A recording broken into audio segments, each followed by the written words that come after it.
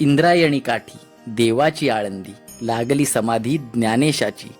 चला आळंदीला जाऊ, ज्ञानदेवे डोळा पाहू, होतील संतांच्या भेटी, सांगू सुखाच्या गोष्टी.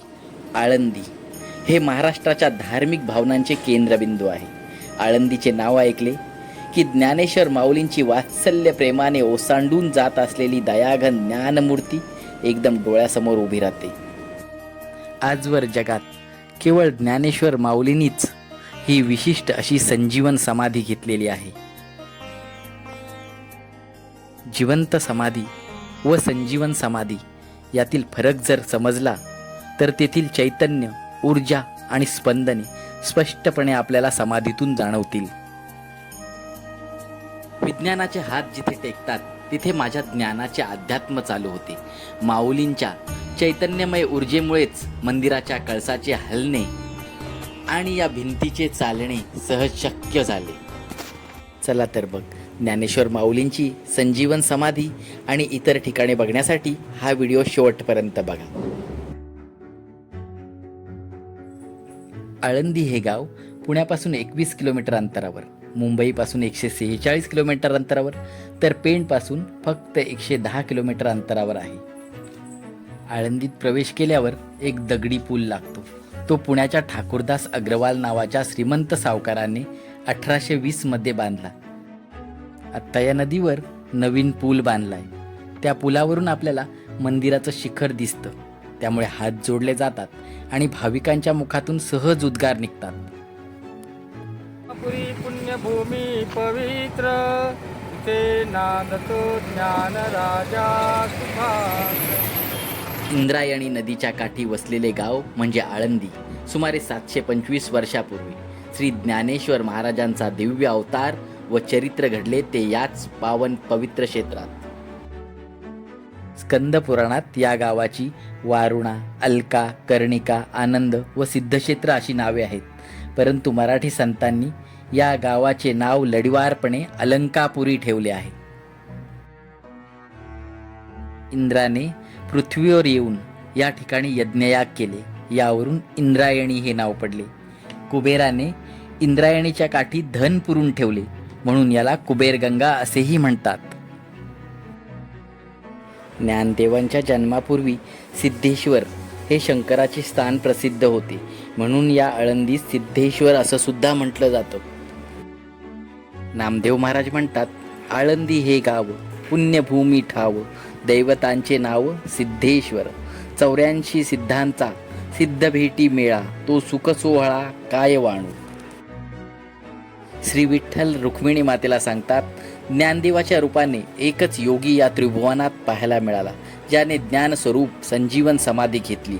हे सर्व या भूतालावर धन्य आहे जो याची यात्रा करील, त्या समाधीला दृष्टीने न्याहाळील. त्याच्या दर्शनाने सर्व कुळ गोत्र पवित्र होईल आणि तो आपसुकच वैकुंठाला येईल.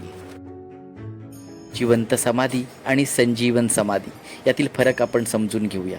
जिवंत समाधी घेतलेल्या महात्म्यांचा कालांतराने नैसर्गिक मृत्यू होऊन देहपात होत असतो, परंतु संजीवन समाधीमध्ये मृत्यू होतच नाही, देहत्याग घडतच नसतो. श्री भगवंताच्याच आज्ञेने श्री ज्ञानेश्वर महाराजांनी त्या प्रक्रियेचा अवलंब करून तशी संजीवन समाधी घेतलेली आहे. म्हणूनच ज्ञानेश्वर महाराजांची ही समाधी एकमेवाद्वितीय आहे. संजीवन समाधीचा अर्थ असा नाही की माऊलींनी देहत्याग केला. त्याच्या उलट प्रक्रियेने त्यांना केव्हाही हवे तेव्हा पुन्हा देहावर येता येते. मग ते जसे समाधीच्या पूर्वी होते तसेच पुन्हा आपल्याला दिसू लागतील. संजीवन समाधीच्या रूपाने ते विश्वाकार होऊन राहिलेले आहेत. हार प्रसादाच्या गल्लीतून समोर आल्यावर आपण महादरवाजापाशी येतो.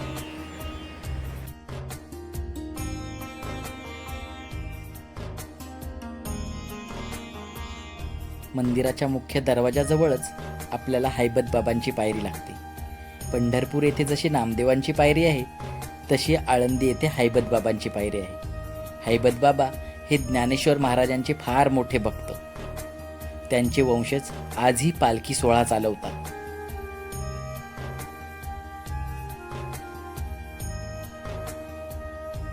मंदिरात प्रवेश केल्यावर उजव्या बाजूला पिंपळाचे झाड आहे.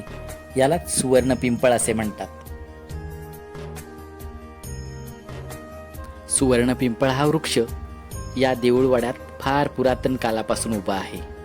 संत ज्ञानेश्वर महाराजांच्या आईचे भाग्य या वृक्षामुळेच उदयास आले. संत ज्ञानेश्वर महाराजांच्या मातोश्रीने या पिंपळास 1.25 लाख प्रदक्षिणा घातल्या होत्या.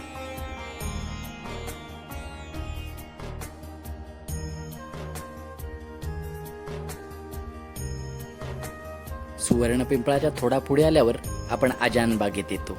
अजान वृक्ष आणि संत ज्ञानेश्वर यांचे नाते 700 वर्षापासूनचे आहे. आख्यायिका अशी सांगते की संत ज्ञानेश्वर माऊली समाधीला जात असताना त्यांनी आपल्या हातातील दंड येथे रोवला. पुढे याच दंडाने मूळ धरले, त्याला पालवी फुटली, वर्षानुवागे वर्ष सरली आणि ह्याचे रूपांतर वृक्षात झाले. पुढे येथे हळूहळू अजान बाग तयार झाली. या बागेत विठ्ठलाचं एक छोटंसं मंदिर आहे. येथे भाविक श्री ज्ञानेश्वरीची अखंड पारायणे करीत बसलेलेच असतात. असं म्हणतात या झाडाखाली केलेला अभ्यास चांगला लक्षात राहतो. विठ्ठल मंदिराच्या वरच्या बाजूला अजान वृक्षाबद्दलच्या माहितीचा फलक लावलेला आहे. भाविक या वृक्षाला नमस्कार करतात, त्याचे दर्शन घेतात, आलिंगन देतात आणि एखादं सुकून पडलेलं पान मिळतंय का म्हणून बघतात आणि नंतर पुढे दर्शनासाठी जातात. याच झाडांच्या मुळांचा स्पर्श संत ज्ञानेश्वरांच्या गळ्याला झाल्याचे सांगितले जाते. संत एकनाथ महाराजांच्या दर्शनाने तो दूर झाला. यालाच इच्छापूर्ती वृक्ष असेही म्हणतात. हे सगळं पाहून झाल्यावर समाधीचे दर्शन घेण्यासाठी आपण दर्शन रांगांमध्ये पोहोचतो. ज्ञानेश्वरांनी कितीतरी ग्रंथ लिहिले. निवृत्तीनाथांच्या आज्ञेने माऊलींनी सर्वसामान्य जनतेला समजेल अशा भाषेत भावार्थ दीपिका ज्ञानेश्वरी लिहून काढली. ज्ञानेश्वरी हा ग्रंथ ज्ञानदेवानी नेवासे येथे लिहिला. या ग्रंथाचे लिखाण बाबा सच्चिदानंद महाराज यांनी केले. मराठी साहित्याचा अभ्यास ज्ञानेश्वरीच्या अभ्यासाशिवाय पूर्ण होऊ शकत नाही. संजीवन समाधी साधण्यासाठी तत्वांमध्ये नाथ संप्रदायोक्त पद्धतीने लय केला जातो. पृथ्वी तत्वाचा जलतत्वात, जलाचा अग्नीत, अग्नीचा वायूत व वायूचा आकाश तत्वात लय होतो. आकाशाचा लय कशातच होत नसल्याने ते भगवत शक्तीच्या आकाशाशी तदाकार होऊन राहते. भगवंत आत्तापर्यंत कोणाकरिताही रडले नाहीत, परंतु माऊलीच्या समाधीच्या वेळी प्रत्यक्ष त्यांच्या डोळ्यातून अश्रू आले. या समाधीतून येणारे चैतन्य, ऊर्जा आणि स्पंदने खरंच अनुभवण्यासारखी आहेत. माऊलींच्या संजीवन समाधीवर नतमस्तक झाल्यावर जे भाव जाणवतात ते शब्दांच्या पलीकडले आहेत. एकदा तरी अनुभवावी अशी ही अनुभूती आहे. सिद्धेश्वर मंदिर येथील शिवलिंग फार प्राचीन आहे. ज्ञानेश्वर महाराजांच्या पूर्वी आळंदी प्रसिद्ध होती ती याच सिद्धेश्वर मंदिरामुळे. सिद्धेश्वर हे ज्ञानेश्वरांचे कुलदैवत आहे.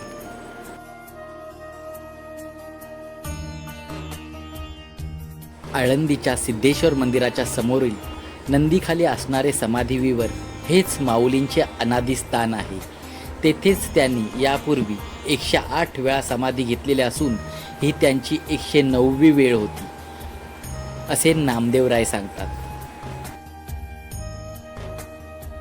या नंदिकेश्वराच्या उत्तरेस असलेल्या 2 पायऱ्यांच्या खालूनच ज्ञानेश्वर महाराज समाधीसाठी गेले होते. देवांच्या सांगण्यानुसार नंदी हलवल्यावरच खालचे विवर मोकळे झाल्यावर नामदेवरायांनी समाधीची सर्व सिद्धता केली होती. माऊलींच्या कृपेने या समाधी विवराच्या आत जाण्याचे सद्भाग्य आजवर केवळ काही संतांनाच लाभले.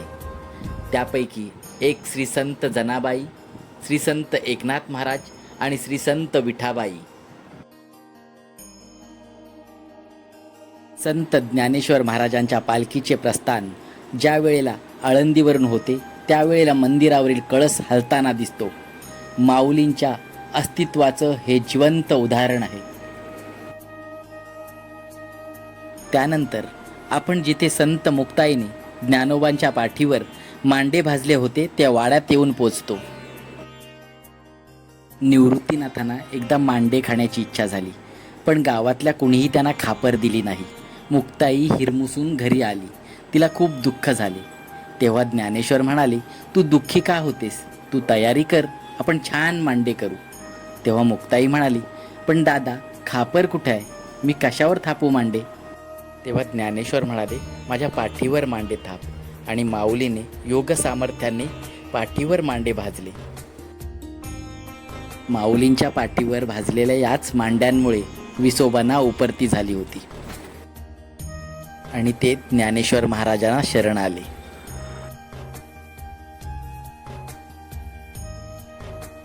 त्याच्या थोडेसे पुढे आल्यावर आपण संत ज्ञानेश्वर महाराजांनी चालवलेल्या भिंतीजवळ येतो. ज्ञानदेवांची कीर्ती ऐकून 1400 वर्षाचा योगीराज चांगदेवांना ज्ञानदेवांना भेटण्याची इच्छा झाली, म्हणून त्यांनी पत्र लिहायला घेतले. पण सुरुवात काय करू, चिरंजीव की तीर्थरूप असा संदेह निर्माण झाला. शेवटी त्यांनी तो कोरा कागद तसाच ज्ञानदेवांकडे पाठवला. तो कागद पाहिल्यावर मुक्ताबाई म्हणाले, दादा बरा आहे कोरा कागद, उपदेश करावयास करा त्याला उपदेश. मग ज्ञानदेवांनी त्या कोऱ्या कागदावर 65 ओव्या लिहून पाठवल्या. त्या आता चांगदेव 65 या नावाने सुप्रसिद्ध आहेत. चांगदेवांनी तो उपदेश वाचला. ते थक्क झाले व ज्ञानदेवांच्या भेटीस निघाले. त्यांना आपल्या विद्वत्तेचा गर्व होता, म्हणून ते या भावंडांना भेटायला वाघावर आरूढ होऊन आले होते. त्यांच्या हातात नाग होता. ही गोष्ट ज्ञानेश्वरांच्या लक्षात आल्यावर त्यांनी ज्या भिंतीवर ते बसले होते त्या भिंतीला चालवण्याची सूचना केली. एका निर्जीव भिंतीला चालवणाऱ्या ज्ञानेश्वरांना पाहताच त्यांचा गर्व मावळला. त्यांनी या भावंडांचे पाय धरले. त्या प्रसंगांचे प्रतीक म्हणून ही भिंत येथे आहे. आज शेकडो वर्षानंतरही माऊलींचे विचार, कार्य, तत्वज्ञान, साहित्य या रूपाने ते जिवंत आहेत व यापुढेही राहतील. असं समाजाच्या मनात आठवणीत जिवंत असणं हेच सूक्ष्म रूपानं जिवंत असणं आहे.